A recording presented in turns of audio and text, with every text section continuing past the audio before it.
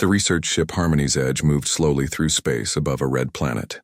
Inside the ship, Chief Xenobiologist Tae-min stood at the big window looking down at the world below.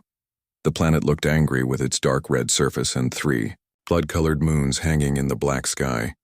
Thick clouds swirled around the continents like smoke from a fire. "Still gives me the chills," said Dr. So-young as she walked up beside him. She was the team leader for this mission. Her blue skin marked her as one of the Villani people, known across the galaxy for their careful scientific methods. Kepler 442c. The planet that eats research teams. Timon nodded without taking his eyes off the planet. 7 expeditions in the last 2 years, all of them gone within 48 hours. The best equipment, the smartest scientists, the most advanced weapons, nothing worked. Behind them, the ship's main lab buzzed with quiet activity. Other team members moved between workstations, checking data and preparing equipment. Most of them tried not to look at the planet through the windows. Everyone knew the stories about what happened down there.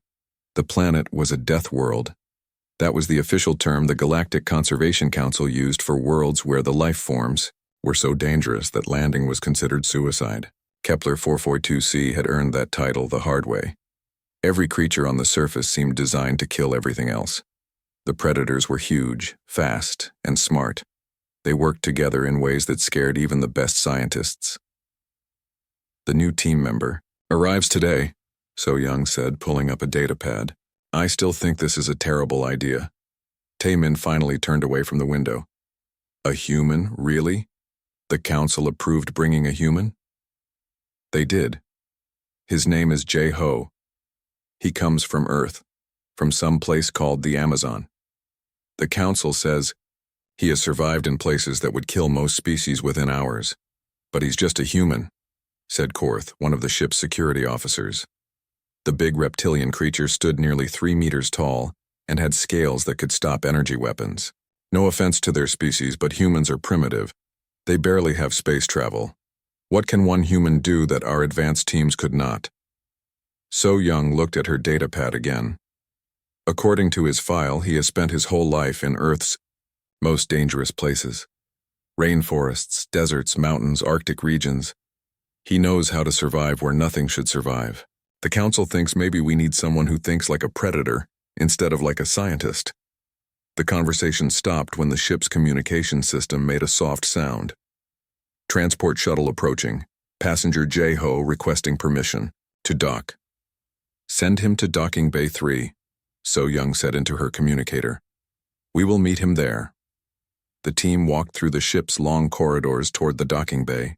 Along the way, other crew members stopped their work to watch. News had spread quickly that they were bringing a human aboard. Most of the galaxy saw humans as an interesting but limited species. They were tough for their size, but they had no natural weapons, no armor, and no special abilities. They seemed to survive through pure stubbornness more than anything else. "I still do not understand," said Vel, the ship's communications officer. She was another Villani, with the typical pale blue skin and large black eyes of her people. "Why not bring a Korthak warrior or a Zenthari hunter? Those species are built for fighting dangerous creatures, because those species think like warriors and hunters," Tae-min said slowly. "Maybe we need someone who thinks different. The predators down there are not just strong. They are smart. They work together in ways we do not understand. Every team we sent tried to fight them with technology and weapons. Maybe we need someone who fights with his mind." The docking bay doors opened with a soft hiss. The transport shuttle was small and basic, nothing like the advanced ships the team was used to. It looked like it was built for function, not comfort. The passenger door opened and a figure stepped out. Jae-ho looked exactly like the humans in the educational files. He stood about average height for his species with dark hair and brown eyes. His skin was darker than most humans the crew had seen, probably from spending time in the sun. He wore simple clothes that looked practical rather than fashionable. A basic pack hung from his shoulders. What surprised the team most was how unremarkable he looked. They had expected someone bigger, stronger, more impressive. This human could have been any worker from any human world in the galaxy. "Dr. So-young?" Jae-ho asked, walking toward them with steady steps. "I am Jae-ho. Thank you for bringing me on this mission." Welcome aboard, So-Young replied, though her voice showed her doubts. This is Chief Xenobiologist Tae-min, Security Officer Korth, and Communications Officer Vel. Jae-ho nodded to each of them. His eyes were calm and alert, taking in everything around him without seeming to stare. I have read the mission files during the trip. 7 research teams lost. No survivors found. The predators seem to coordinate their attacks across multiple species lines. That is correct, Tae-min said. We believe there is some form of communication between different predator species that allows them to work together. It should not be possible, but the evidence is clear. Jae-ho listened carefully. What about territorial behavior? Do the different species have established hunting grounds? The question surprised Tae-min. It was more advanced than he had expected, from someone without formal xenobiology training. The data suggests overlapping territories, but with specific time-based patterns. Some species hunt during the planet's day cycle, others during the night. But when research teams land, all patterns change. Day hunters and night hunters work together. Interesting, Jae-ho said quietly. That suggests intelligence rather than instinct. They change their behavior when they detect a new type of threat.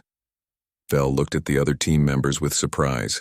The human was asking the right questions, the same questions that had puzzled their best scientists. We should get you settled in, So-Young said. Your quarters are ready and we need to fit you with tracking equipment before you go down to the surface. When do I leave? Jae-ho asked. Tomorrow morning. We will drop you in the same area where the last research team disappeared. You will have 72 hours to gather information before we extract you. Jae-ho nodded. I will need to study the terrain data and weather patterns tonight. Also, do you have information about local plant life? I need to know what is safe to touch and what is not. As they walked toward the living quarters, Korth leaned over to Tae-min. He seems calm for someone about to land on a death world. Maybe too calm, Tae-min whispered back. Either he does not understand the danger, or he understands it better than we do. That evening, the team gathered in the main lab to fit Jae-ho with the tracking device. The quantum-entangled beacon was their most advanced piece of equipment. It would monitor his location, vital signs, and environmental conditions. Most importantly, it had audio and visual recording capabilities that would let them watch everything that happened on the surface. This device will tell us everything, Vel explained as she attached the small device to Jae-ho's arm. We will know where you are at all times. If something goes wrong, we can attempt an emergency extraction.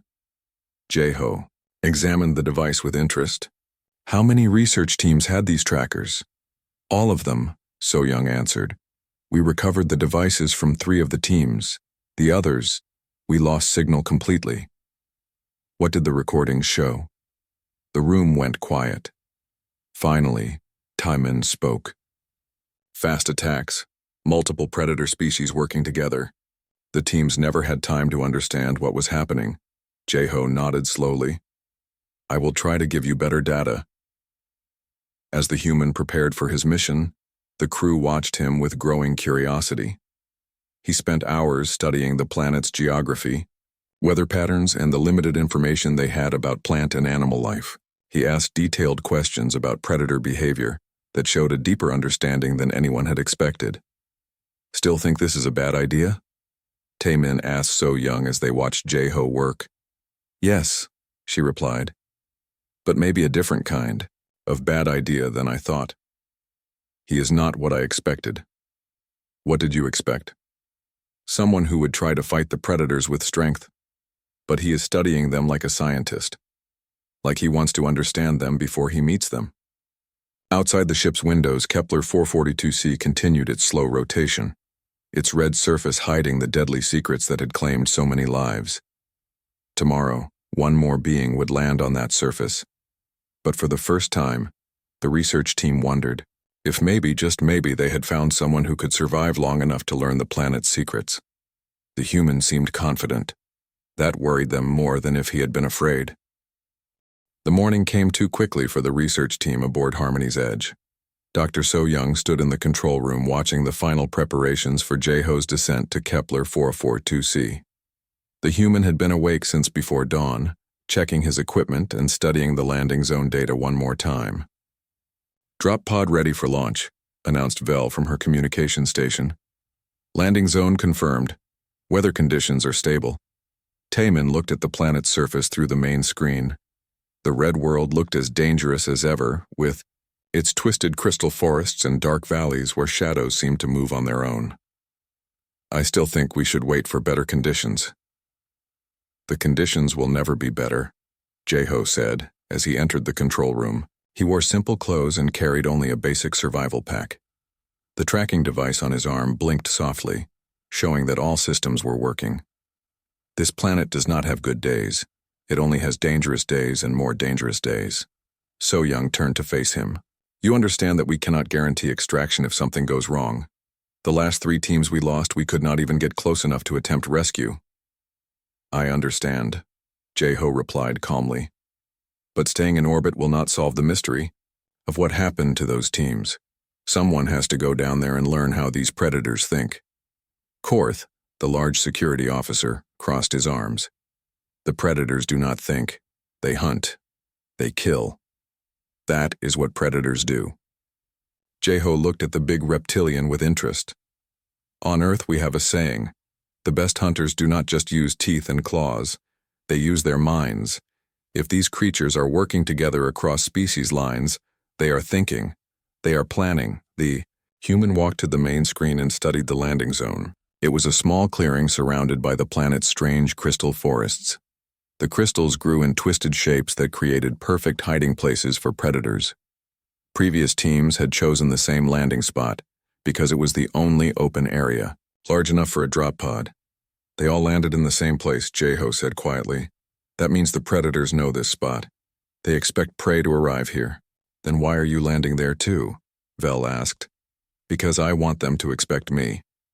Surprise is good, but sometimes you learn more when the enemy thinks they know what you will do." The words made the research team uncomfortable. Jeho spoke like someone who had hunted dangerous things before. He did not sound afraid or worried. He sounded like he was looking forward to the challenge. "Drop pod launch in 5 minutes, Vel announced. "All tracking systems show green." Jeho walked toward the launch bay, but stopped at the door. "When you watch the recordings from my tracker, remember something. Everything I do down there has a reason. Even if it looks strange or wrong, there is a reason." Before anyone could ask what he meant, the human was gone. The drop pod launched smoothly from Harmony's edge. The small ship fell through the planet's atmosphere like a metal meteor, its heat shields glowing red from the friction. On the main screen, the research team watched through the pod's cameras as the surface of Kepler 442c grew larger and larger. The landing was rough but successful. The pod hit the ground in the center of the clearing with a loud crash that echoed through the crystal forests. For a moment, everything was quiet. Then the pod's door opened and Jeho stepped out onto the alien world. The tracking device immediately began sending data back to the ship. The team could see through Jeho's eyes, hear what he heard, and monitor his heart rate and other vital signs. His heart was beating faster than normal, but not with fear. It was the elevated heart rate of someone who was alert and ready for action. "Air quality is acceptable," Jeho said, knowing the team could hear him through the tracker. "Gravity feels slightly heavier than Earth normal. The crystal formations are larger than they looked from orbit." He walked slowly around the landing site, examining everything. The crystals were not just decorative. They were sharp enough to cut and hard enough to use as tools. The ground was covered with a thin layer of red dust that showed tracks easily. Jeho knelt down to examine some of the marks in the dust. "Multiple predator tracks," he reported. "Different sizes, different shapes. Some very recent. They have been watching the landing site." Taemin leaned forward in his chair aboard the ship. "He is right. Look at the scanner readings. We are detecting movement in the crystal formations around him." The scanners showed at least 6 large life forms moving through the crystals. They were staying hidden, but they were definitely there. The creatures were positioning themselves in a circle around Jeho, just like they had done with previous research teams. Jeho So Young said into her communicator, "We detect predators moving around you. 6 confirmed contacts, possibly more. No," the human replied calmly. "They arrived about 30 seconds after I landed." They are trying to surround me. You need to find shelter, get to higher ground, or find a defensible position." "No," Jeho said, surprising everyone. That is what the other teams tried. Running and hiding did not work for them. Instead of looking for shelter, Jeho did something that made the research team hold their breath. He walked directly toward the nearest crystal formation where the scanners showed a large predator hiding. He moved slowly and deliberately, making no attempt to be quiet or sneaky. The first predator showed itself when Jeho was still 20 meters away. It was huge, easily the size of an earth tiger but with 6 legs instead of 4. Its body was covered in dark scales that reflected the red light of the planet's sun. Multiple eyes focused on the human, and razor-sharp claws extended from its feet. The creature was beautiful and terrifying at the same time. It moved with the fluid grace of a perfect predator, every muscle designed for killing. Its mouth opened to show teeth like curved knives. "Oh no," Vel whispered aboard the ship. "It is one of the apex hunters. The files call them shadow stalkers." But Jeho did not run. He did not even step back. Instead, he did something that confused both the predator and the watching research team. He stopped walking and stood perfectly still, watching the creature with calm eyes. The shadow stalker tilted its head, clearly puzzled by this behavior. Previous prey had either run in panic or tried to fight with weapons. This new prey just stood there studying the predator like it was an interesting puzzle. "What is he doing?" Korth asked. "Learning," Taemin replied, beginning to understand. "He is studying its behavior." More predators emerged from the crystal formations. Soon, Jeho was surrounded by 6 of the deadly creatures. They formed a perfect circle around him, each one about 15 meters away. The research team watched in fascination and horror as the predators began what looked like a coordinated hunting ritual. The creatures moved in a pattern, circling the human slowly. One would take a step forward, then another, then another. They were testing him, trying to provoke a reaction that would trigger their attack instincts. But Jeho continued to stand still. His heart rate, monitored by the tracking device, remained steady. He was not panicking. He was thinking. "Interesting," he said quietly. "They hunt as a pack, but they are not from the same species. Look at the differences in their body structure." The research team looked more carefully at the scanner data. Jeho was right. The 6 creatures surrounding him were different types of predators. Some had longer legs, others had different claw configurations. But they were working together perfectly. "That should not be possible," Taemin said. "Different predator species do not cooperate like this." "Unless something is coordinating them," So Young replied. "Something smart enough to organize different species into hunting packs." On the planet's surface, the predators were getting impatient. The humans' refusal to run or fight was disrupting their hunting pattern. The lead predator, the largest of the group, took a step closer. Its body language showed aggression and confusion. That was when Jeho made his first move. Instead of running away from the approaching predator, he took a step toward it. Not an aggressive step, but a confident one. He was accepting the challenge. The effect on the predators was immediate. They all stopped moving, clearly surprised by this unexpected behavior. The lead predator made a low growling sound that seemed to be communication rather than just threat. "Display. He is talking to them," Vel said in amazement. Jeho took another step forward, this time angling toward a cluster of sharp crystal formations. The research team realized what he was doing. He was not running toward shelter. He was positioning himself to use the environment as a weapon. The lead predator finally lost patience and charged. Its 6 legs carried it forward with incredible speed, claws extended and mouth open. It was a perfect killing attack that would have overwhelmed any normal prey. But Jeho was not normal prey. At the last possible second, he stepped aside with fluid motion that looked almost like dancing. The predator's momentum carried it past him and directly into the sharp crystal formations. The creature hit the crystals with a loud crash and fell to the ground, stunned but not seriously injured. The other predators stopped their circling and stared. In all their hunting experience, prey did not do that. Prey ran or fought or died. Prey did not use a predator's own attack against it. Jeho looked around the circle of confused predators and did something that made the research team gasp. He smiled. "Now we are starting to understand each other," he said. The second day on Kepler 442c brought new challenges for Jeho. The research team aboard Harmony's Edge watched through his tracking device as he moved through terrain that no previous expedition had survived for more than a few hours. His vital signs are still stable, Vel reported from her communication station. Heart rate elevated but consistent. No signs of stress or panic. Dr. So Young studied the data streaming from the planet's surface. "Look at his movement patterns. He is not wandering randomly. He has a plan." Through the tracker's visual feed, they could see Jeho examining the strange ecosystem around him. The planet's morning brought new predators. Massive flying creatures, with armor-plated wings circled overhead like metal birds of prey. Their wingspan was easily 15 meters across, and their beaks looked sharp enough to pierce steel. "Aerial hunters," Taman noted. "The files call them Sky Reapers. They coordinate ground attacks with flying strikes." But Jeho seemed unconcerned by the flying predators. Instead, he was focused on something else. He knelt beside a cluster of small holes in the red ground, examining them carefully. "These are not natural formations," he said, knowing the team could hear him through the tracker. "Something dug these holes in a specific pattern. Look at the spacing." The research team enhanced the visual feed and saw what Jeho meant.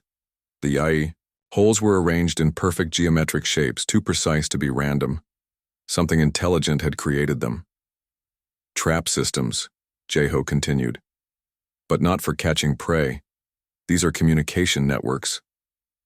He stood up and looked around the landscape with new understanding. The different predator species are not just working together by accident. Something is coordinating them. Something smart enough to build infrastructure. As if responding to his words, the ground began to vibrate.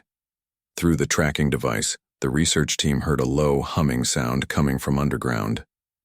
The small holes began to emit different tones, like a musical instrument made of earth and stone. "Communication system activated," Jeho observed calmly. "They know I found their network." Within minutes, predators began emerging from hiding places across the landscape.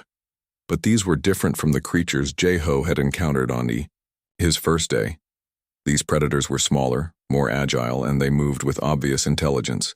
They carried crude tools made from crystal and bone. "Tool users," Vel gasped aboard the ship. "Predators that use tools should not be possible. Everything about this planet should not be possible," Taman replied. "But it is happening anyway." The small tool-using predators surrounded Jeho at a respectful distance. They did not attack immediately. Instead, they watched him with obvious curiosity, their large eyes tracking his every movement. Jeho studied them in return. "You are the coordinators," he said to them. "You are the ones who organize the hunts." One of the creatures, slightly larger than the others, approached closer. It carried a spear made from sharpened crystal and moved with the confidence of a leader. When it was about 5 meters away, it stopped and made a series of clicking sounds. "It is trying to communicate," So Young said in amazement. Jeho tilted his head, listening carefully to the clicking pattern. Then he made his own clicking sounds, trying to mimic what he had heard. The effect on the small predators was immediate. They all stepped back, making excited chittering noises among themselves.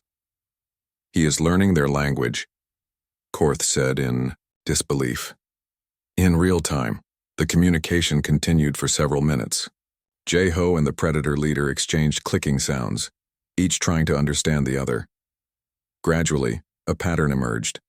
The clicks seemed to represent different concepts: territory, hunting, danger, food. "I think I understand part of it," Jeho finally said. "They are asking why I am here. They want to know if I am a threat to their territory." The human made a complex series of clicks. The predator leader listened carefully, then responded with its own pattern. The conversation went back and forth, becoming more sophisticated as both sides learned to communicate. "This changes everything," Taman said quietly. "If these creatures have language, if they can negotiate, then they are not just predators. They are people." But the peaceful communication was interrupted when the Sky Reapers overhead began their attack. 3 of the massive flying creatures dove toward the group, their metal-hard beaks aimed at Jeho. The small predators scattered immediately, running for cover in the crystal formations. But Jeho did not run. He had learned something important during his conversation with the coordinator species. He grabbed one of the crystal spears dropped by the fleeing predators and positioned himself near a tall crystal formation. As the first Sky Reaper dove toward him, Jeho did not try to fight the massive creature directly. Instead, he used the crystal formation as a springboard, launching himself upward just as the flying predator passed overhead. The research team watched in amazement as the human grabbed onto the Sky Reaper's armored leg and pulled himself up onto its back. The creature shrieked in surprise and anger, trying to shake him off while continuing to fly. "What is he doing?" Vel asked in panic. "Learning," Taemin replied, beginning to understand the human's method. "He is studying how they fly, how they think, how they react to unexpected situations." Jeho rode the Sky Reaper for nearly a full minute, observing its flight patterns and behavior. When he finally let go, he dropped safely into a cluster of soft crystal growths that broke his fall. The flying predator circled back, clearly confused and angry. But something had changed. The creature's attack pattern was different now. It was more cautious, more thoughtful. The human had done something that surprised it, and surprise was not an emotion these apex predators were used to feeling. He is teaching them, so Young realized. Every time he interacts with them, he shows them something new, something that makes them think differently. The second day ended with Jeho making camp in a small cave he had found in the crystal formations. But he was not alone. Several of the small coordinator predators had returned, keeping watch from a distance. They were no longer hunting him. They were studying him. "The dynamic has shifted," Jeho reported as he prepared for sleep. "I am not prey anymore. I am not predator either. I am something new, something they need to understand." Through the tracking device, the research team could hear the soft clicking sounds of predator communication coming from outside the cave. The coordinators were discussing what they had learned about the strange human. "Tomorrow will be different," Jeho said. "They will test me in new ways, but I will be ready." As night fell on Kepler 442c, the research team realized that their mission had changed completely. They were no longer trying to understand why research teams disappeared on the planet. They were watching the first diplomatic contact between humanity and an alien intelligence that happened to look like predators. The planet was not just dangerous. It was alive with intelligence that previous teams had never recognized. And Jeho was teaching that intelligence to see humans in a completely new way. "Day 3 should be interesting," Taemin said quietly as he watched the tracking data. He had no idea how interesting it would become. Day 3 began with something the research team had never expected to see. Jeho woke up in his crystal cave to find gifts waiting for him outside. The small coordinator predators had left food, water, and several well-made tools during the night. "They are taking care of him," Vel observed from aboard Harmony's edge. "The predators are providing for a human." Dr. So Young studied the tracking data from the previous night. "Look at the movement patterns around his location. They posted. Guards, they were protecting him while he slept." Jeho examined the gifts carefully. The food was some kind of processed plant material that smelled safe and nutritious. The water came in containers made from hollowed crystal formations. The tools included knives, spears, and something that looked like armor made from the scales of larger predators. "Interesting choice of materials," he said, knowing the team could hear him. "They gave me armor made from their own apex predators. That tells me something important about the hierarchy here." Taemin leaned forward in his observation chair. "What does it tell you?" "It tells me that the coordinators are not at the top of the food chain, but they control it. They decide which predators hunt where and when, and now they are trying to figure out where I fit in their system." Jeho put on the scale armor and picked up one of the crystal spears. The armor fit perfectly, as if it had been made specifically for his human body shape. The spear was balanced and sharp, clearly crafted by intelligent hands. "They studied me while I slept," he realized. They measured me, learned my proportions, and made equipment that would work for my species. As he prepared to leave the cave, several coordinator predators appeared at the entrance. They made soft clicking sounds that Jay-Ho had begun to understand meant greeting or welcome. "Good morning," he replied in their clicking language, though his pronunciation was still rough. The coordinators chittered with what sounded like amusement at his accent. Then the leader made a more complex series of clicks that took Jay-Ho several moments to decode. "They want to show me something," he translated for the research team. "Something important." The group of coordinators led Jay-Ho deeper into the crystal formations than any human had ever gone. The landscape here was different, more organized. The crystals grew in deliberate patterns that created structures resembling buildings or monuments. "This is a city," So Young breathed as she watched through the tracking device. They built a city. The coordinator city was unlike anything in the galactic databases. The buildings were grown rather than constructed, shaped from living crystal that continued to change and adapt. Pathways wound between the structures in patterns that seemed random, but revealed their logic as Jay-Ho walked through them. "The paths are designed for different body types," he observed. "Some for the coordinators, some for larger predators, some for flying creatures. This is not just a city for one species. This is a meeting place for the entire ecosystem." In the center of the city stood the largest crystal structure, a towering spire that hummed with the same underground communication network Jay-Ho had discovered the day before. But this was clearly the source, the central hub from which all coordination flowed. The coordinator leader brought Jay-Ho to the base of the central spire and made an elaborate series of clicks. Other coordinators emerged from the surrounding buildings, along with several of the larger predators Jay-Ho had encountered on his first day. "They are calling a meeting," Jay-Ho realized. "A meeting about me." The research team watched in fascination as representatives from multiple predator species gathered around the central spire. There were the six-legged shadow stalkers, several sky reapers who had landed and folded their massive wings, and at least 4 other predator types that had never been cataloged by galactic science. "Interspecies Council," Taemin said in amazement. "They have a government." The meeting began with each species representative making sounds in their own communication method. The shadow stalkers growled in low tones, the sky reapers made sharp whistling calls, and the other predators added their own voices to the mix. But somehow the coordinator species translated between all of them, creating a unified conversation. Jay-Ho listened carefully, picking up fragments of meaning. The discussion was about him, but not in the way he had expected.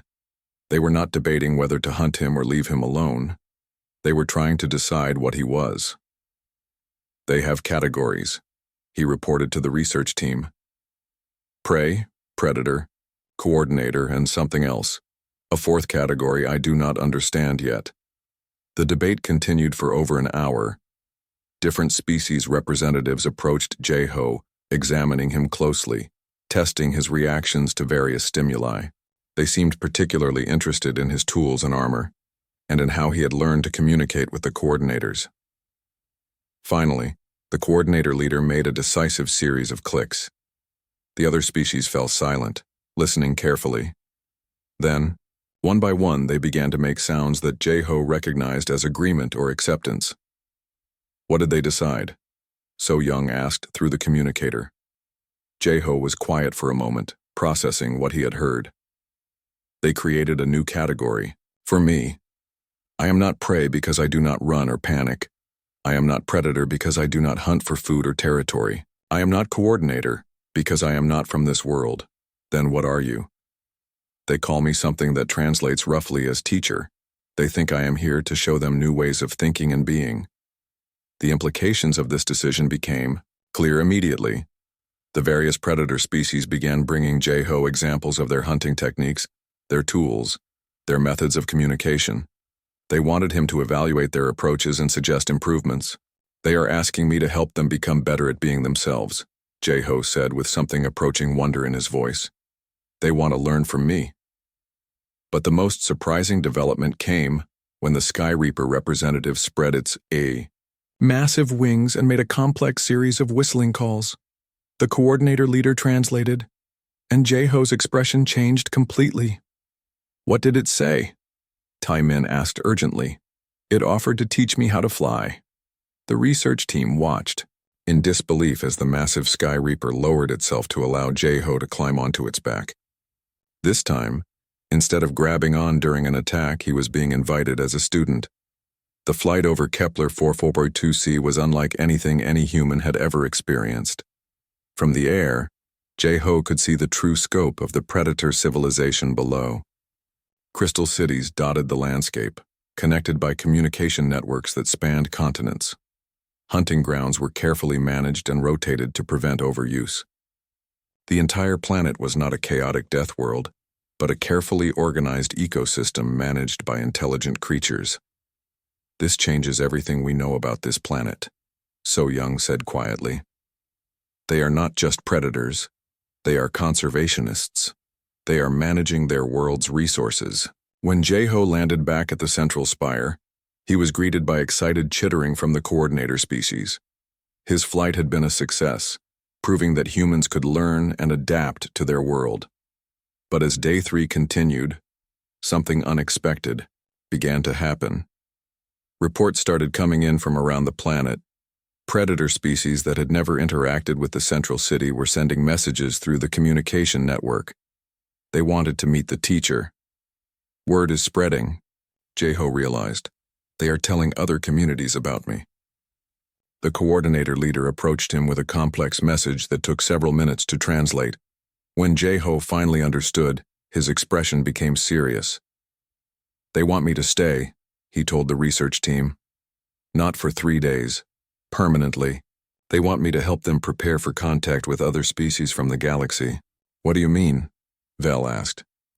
They know about you, Jae-ho replied, looking up at the sky where Harmony's Edge orbited invisibly above. They have always known about the ships in orbit. They have been waiting for the right time to make contact. The research team fell silent as the implications sank in. The predators of Kepler 442c had not been randomly attacking research teams. They had been testing them, trying to find someone worthy of communication. Every previous team had failed the test by responding with fear and violence. The other research teams, Tai-min said slowly. What happened to them? Jae-ho asked the question in the clicking language. The coordinator leader's response was lengthy and complex. They are alive, Jae-ho finally translated.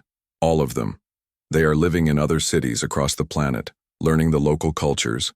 But they failed the initial test, so they were never allowed to return to space. They are prisoners? So Young asked in horror. No, Jae-ho corrected. They are students who are not ready to graduate.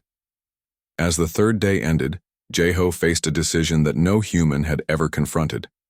He could return to the research ship and report his discoveries to the Galactic Conservation Council, or he could stay and help build the first real alliance between humanity and a species that the galaxy had written off as mindless predators. The choice would determine not just his own future, but the future relationship between two intelligent species who had found each other in the most unexpected way. The 4th day brought a transmission that changed everything the research team thought they knew about their mission. Vel was monitoring the standard communication frequencies when her equipment picked up something impossible. Dr. So Young. She called urgently from her station. You need to hear this. The signal was weak and distorted, but it was definitely coming from the planet's surface. More importantly, it was being broadcast on galactic standard communication frequencies that no species on Kepler 442c should have known about. Play it, So Young ordered. The message was brief but clear. Research vessel Harmony's Edge. This is an emergency request for diplomatic contact. We need to talk. The voice was not human. It was not Jae-ho trying to contact them. The voice had the clicking undertones of the coordinator species, but it was speaking in perfect galactic standard. That is impossible, Korth said, his large, reptilian frame tensing with confusion. How do they know our language? How do they even know we are here? Tai-min was already running scans of the planet's surface, trying to locate the source of the transmission. The signal is coming from multiple locations across the planet. They are broadcasting from their entire communication network. Dr. So Young. The alien voice continued in the next transmission. We know you are listening. We know you have questions about your missing research teams. We would like to arrange a meeting to discuss the situation. So Young looked around the control room, at her stunned team members. In all her years of xenobiology research, she had never encountered a situation like this. A supposedly primitive predator species was requesting formal diplomatic contact using advanced communication protocols. How do we respond? Vel asked. Carefully, So Young replied. Very carefully. She activated the ship's communication system. Unknown speaker. This is Dr. So Young aboard the research vessel Harmony's Edge. We are listening to your message. Please identify yourself and explain how you learned to use our communication frequencies. The response came quickly. Dr. So Young, we are the Kepler Council, representatives of the intelligent species of this world. We learned your language and protocols from the research teams who have stayed with us over the past 2 years. We have been waiting for the right opportunity to make formal contact. What do you mean by stayed with you? So Young asked, though she was beginning to suspect the answer. The 7 research teams that landed on our world are all alive and safe. They are living in our cities, learning our culture, and teaching us about galactic civilization. They were not ready for the responsibilities of first contact, so we kept them here until a more suitable representative arrived. Taemin leaned forward in his chair. Jeho. They mean Jeho. That is correct. Chief Xenobiologist Taemin, the voice said, proving they could hear the conversations aboard the ship. Your human representative has passed our tests. He has shown the wisdom and adaptability necessary for meaningful contact between our species. The implications were staggering. The research team realized they had been operating under completely wrong assumptions about the planet and its inhabitants. Kepler 442c was not a death world. It was a testing ground, carefully designed to evaluate potential contact partners. We would like to invite you to send a diplomatic team to the surface, the Kepler Council continued. We have much to discuss about the future relationship between our species and the greater galactic community. So Young felt the weight of the decision settling on her shoulders. This was far beyond what their mission had originally intended. They had come to study predator behavior and solve the mystery of missing research teams. Now they were being invited to establish first contact with a previously unknown intelligent civilization. We need time to consider your invitation, she replied diplomatically. Of course, but please understand that time is important. We have been watching your galactic civilization through the research team's equipment and knowledge. We are aware that other ships will come looking for Harmony's Edge if you do not report back soon. The alien was right. They had been scheduled to return to the nearest starbase within the next few days. If they did not report on schedule, the Galactic Conservation Council would send investigation teams, possibly even military vessels. What exactly are you proposing? Taemin asked. We wish to end our isolation, the council representative explained. For too long we have remained hidden from the galaxy because we knew other species would see us only as predators and monsters. But your human has shown us that some species can look beyond appearances and recognize intelligence and wisdom. You want to join galactic civilization? We want to be recognized as equals in galactic civilization. We have much to offer. Our world management techniques, our interspecies cooperation methods, our biotechnology. But we also have much to learn. The conversation continued for over an hour. The Kepler Council explained their civilization in detail.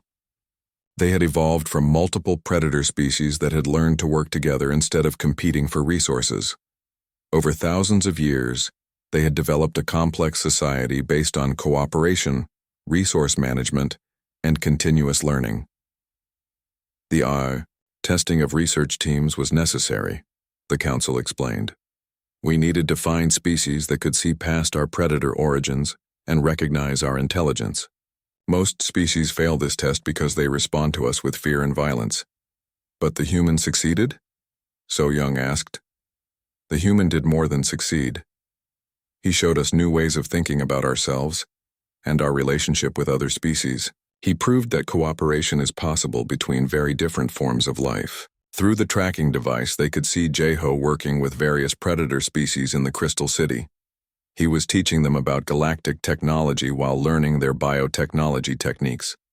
The exchange of knowledge was clearly benefiting both sides. "We have a proposal for the Galactic Conservation Council," the alien voice continued. "We wish to offer Kepler 442c as a training ground for interspecies cooperation. The challenges of our world can teach other species to work together and overcome their differences." "A training world?" Vel asked. "Many species in the galaxy have conflicts with each other based on fear and misunderstanding. Our world can teach them to look past surface differences and find common ground. We have already begun this process with your previous research teams." The research team spent the rest of the day in intense discussion about how to respond to this unprecedented situation. They were not diplomats or first contact specialists. They were scientists who had stumbled into one of the most significant discoveries in galactic history. "We need to contact the council," So Young finally decided. "This is too big for us to handle alone." "But what about Jeho?" Taemin asked. "Do we extract him as planned?" Before So Young could answer, the communication system activated again. This time, the voice was human. "Dr. So Young, this is Jeho. I know you are trying to decide what to do about the situation down here. Jeho, are you safe? Are you being held against your will?" "I am completely safe and completely free," he replied. "But I have a request. I want to stay." "What do you mean?" "The Kepler Council has offered me a permanent position as human ambassador to their civilization.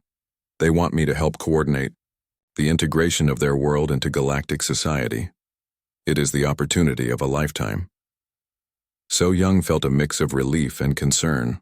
"Are you certain this is what you want?" "I have never been more certain of anything. This world and these people have taught me things about cooperation and survival that I never imagined possible. I want to be part of building something new between our species." The decision was made. Harmony's Edge would return to the nearest starbase with news of the discovery of intelligent life on Kepler 442c. Jeho would remain on the planet as humanity's first ambassador to the Kepler Council, and the 7 previous research teams would continue their roles as cultural exchange specialists, building bridges between 2 very different civilizations. "There is one more thing," Jeho said, as the communication session was ending. "The Council wants you to know that they are grateful for this opportunity. They have a gift for the Galactic Conservation Council." "What kind of gift?" Taemin asked. "A complete biotechnology database containing solutions to some of the galaxy's most pressing environmental problems. They want to share their knowledge of ecosystem management and interspecies cooperation." As Harmony's Edge prepared to leave orbit, the research team realized they had witnessed something extraordinary. They had not just discovered a new intelligent species. They had been present at the birth of a new era of cooperation between humanity and a civilization that could teach the galaxy valuable lessons about working together despite differences. The plea from Kepler 442c had not been for rescue or evacuation. It had been for recognition, respect, and the chance to contribute to something greater than themselves. 6 months later, Dr. So Young stood once again at the observation window of a research vessel, but this time she was not looking at Kepler 442c from orbit. She was on the surface, in the guest quarters of the Crystal City that had become the center of the most successful interspecies cooperation project in galactic history. The transformation of the planet had been remarkable. What was once classified as a death world was now designated as a cooperative learning center, where species from across the galaxy came to study advanced ecosystem management and interspecies diplomacy. "The morning council session is about to begin," announced Min Jung, one of the human technicians who had joined the permanent diplomatic mission. "Ambassador Jeho is presenting the quarterly integration report." So Young walked through the crystal corridors toward the central council chamber. The hallways bustled with activity as representatives from dozens of different galactic species moved between meetings and research sessions. Villani scientists worked alongside Korthak engineers, while human anthropologists studied coordinator biotechnology techniques. The council chamber had been expanded since So Young's first visit. The original crystal spire now housed a sophisticated translation and communication system that allowed real-time conversation between species with completely different communication methods. The coordinator species had proven to be natural diplomats, able to facilitate understanding between even the most different cultures. Ambassador Jeho stood at the center of the chamber, looking remarkably different from the simple survival specialist who had landed on the planet 6 months earlier. He wore ceremonial armor crafted by the planet's artisan species, combining materials from multiple predator types in patterns that told the story of interspecies cooperation. But more than his appearance had changed. His presence commanded respect from every species in the room. The integration program has exceeded all expectations, Jeho reported to the assembled delegates. We now have permanent cultural exchange programs with 47 different species. The Biotechnology Sharing Initiative has already produced solutions to 3 major environmental crises in the Outer Rim territories. Taemin, who had requested transfer to the permanent research mission, nodded approvingly. The ecosystem management techniques developed here are being implemented on 12 different worlds. Agricultural productivity has increased by an average of 30%. But the most remarkable achievement was visible all around them. The original predator species of Kepler 442c had not just adapted to galactic civilization, they had become its teachers. Their natural ability to coordinate between different species had made them invaluable mediators in interspecies disputes. The Council has received a request from the Galactic Trade Federation, announced Kyung-Soo, the coordinator species representative, who had learned to speak perfect galactic standard.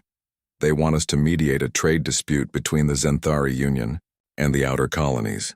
So-Young was impressed but not surprised. The coordinator species had proven to have an intuitive understanding of how different cultures thought and communicated. They could find common ground between species that had been in conflict for generations. There is other news, Jeho continued. The Galactic Conservation Council has approved our proposal for expanding the Cooperative Learning Center program. 3 additional worlds will be established as training sites for interspecies cooperation. The implications were staggering. What had begun as a simple research mission to investigate missing scientists had evolved into a fundamental change in how galactic civilization approached interspecies relationships. After the council session, So-Young walked with Jeho through the training grounds, where the next generation of diplomats and cooperation specialists were learning their skills. Human students practiced coordinator communication techniques while alien species learned human problem-solving methods. Do you ever regret your decision to stay? So-Young asked. Jeho considered the question as they watched a group of young Villani successfully complete a predator species trust-building exercise. Never. This work is more important than anything I could have done back on Earth. We are building something that will change the galaxy. The predator species have adapted remarkably well to their new role. They were always intelligent and cooperative, Jeho replied. They just needed someone to recognize it. The galaxy's mistake was assuming that being a predator meant being mindless or violent. As they walked, they passed one of the memorial walls that had been erected to honor the original research teams. Instead of mourning the lost, the memorial celebrated the courage of scientists who had taken the first steps toward understanding a misunderstood species. The families of the original research teams have been invited to visit, So-Young mentioned. Several have accepted. Good. They deserve to see what their relatives accomplished. Those 7 teams made first contact possible. They reached the edge of the city, where the crystal formations gave way to managed hunting grounds. The predator species still hunted, but now it was part of a carefully balanced ecosystem that served as a living laboratory for sustainable resource management. There is something I want to show you, Jeho said, leading So-Young to a small rise overlooking the hunting grounds. Below them, a mixed group of predator species was engaged in what looked like a training exercise, but these were not the original inhabitants of Kepler 442c. These were predator species from other worlds who had come to learn the coordination techniques that had made this planet unique. Interspecies predator cooperation, Jeho explained. We are teaching predator species from different worlds to work together instead of competing. The applications for conservation and ecosystem management are revolutionary. So Young watched in amazement as predators from 5 different worlds successfully completed a complex hunting simulation that required perfect coordination and communication. How is this possible? The coordinator species discovered that predator behavior follows similar patterns across different evolutionary paths. With the right training, predator species can learn to cooperate across species lines. It is changing how we understand evolution and behavior. As the day ended, So Young reflected on how completely wrong their original assumptions had been. They had come to Kepler 442c expecting to find mindless monsters. Instead, they had found teachers who could show the galaxy new ways of thinking about cooperation, intelligence, and the relationship between different forms of life. The Galactic Conservation Council wants to commission a complete study of the transformation, So Young mentioned as they walked back toward the city. They want to document everything that happened here for future reference. That is appropriate, Jeho agreed. But make sure they understand the most important lesson, which is, intelligence and wisdom can take forms that we do not expect. The greatest discoveries often come from looking past our assumptions and seeing what is really there.